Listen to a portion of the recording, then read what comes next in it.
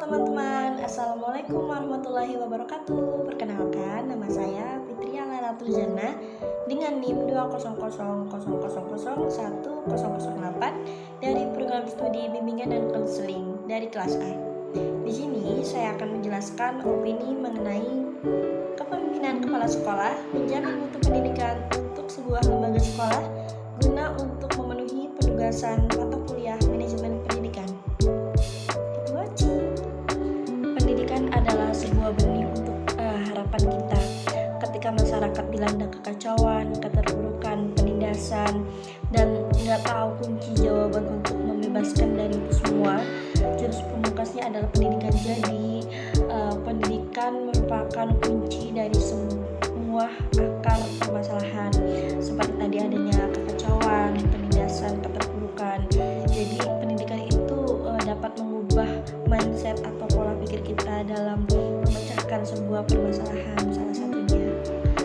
Baik, sebuah lembaga pendidikan yaitu sekolah merupakan sebuah penentu keberhasilan atau sebuah wadah untuk meningkatkan kualitas pendidikan. Sekolah dapat dikatakan berhasil jika sekolah itu berhasil untuk mengaktualisasikan tujuannya. Nah, dari mana sih tujuan itu berasal? Tentunya dengan adanya peran penting ya dari sekolah itu sendiri, yaitu adanya kepala sekolah.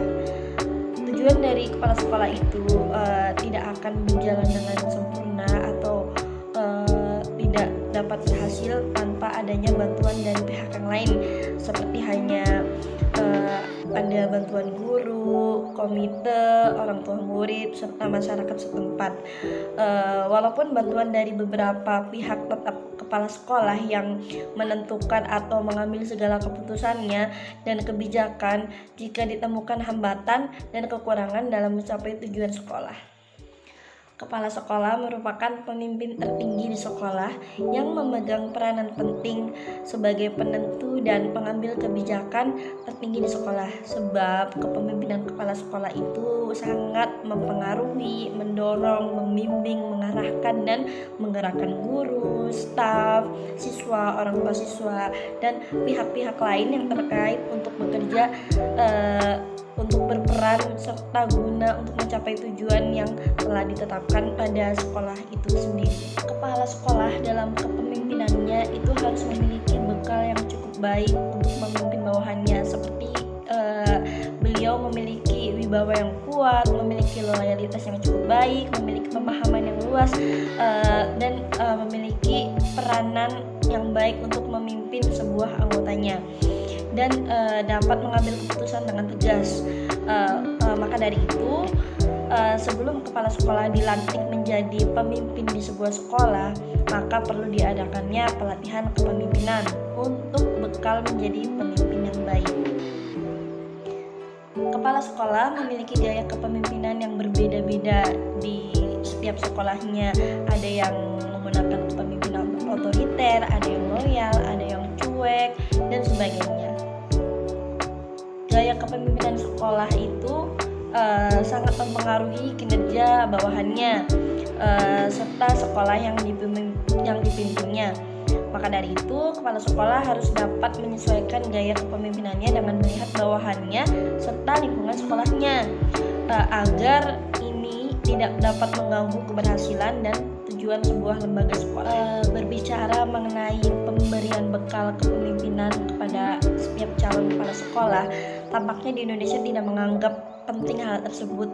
Terbukti dengan diangkatnya kepala sekolah hanya berdasarkan pangkat dan golongannya, bukan berdasarkan kinerjanya yang baik, dan hasil survei yang mendalam mengenai kepemimpinan calon kepala sekolah tersebut.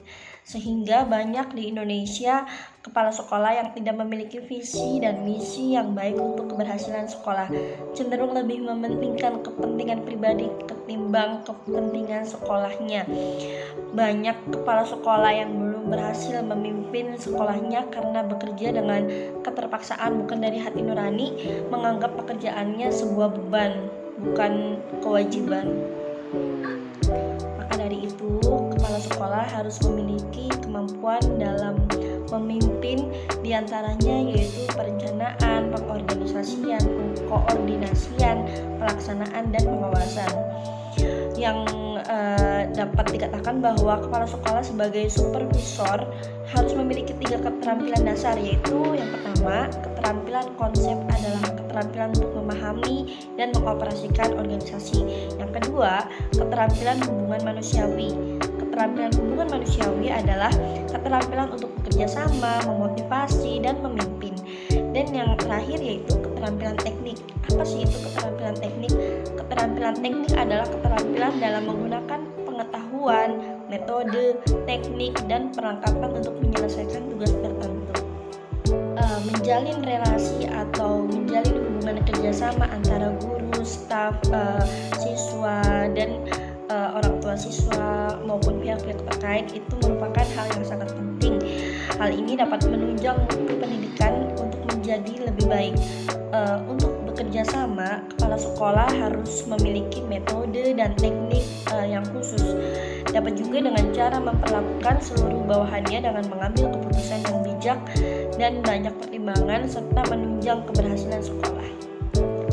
Lalu pemberian motivasi juga cukup berdampak dalam memimpin.